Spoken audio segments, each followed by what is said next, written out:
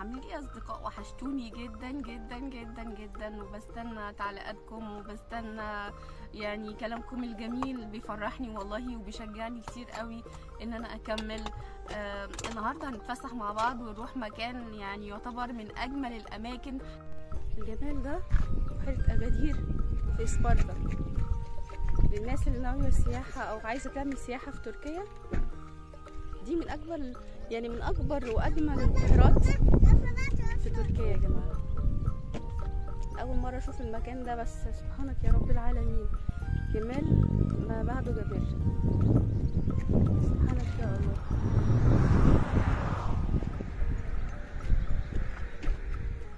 الطريق اصلا واحنا جايين صعب جدا، ما قدرتش اصوره لان كله منحنيات وطريق خوف بصراحه، بس علشان الجمال ده نستحمل شويه.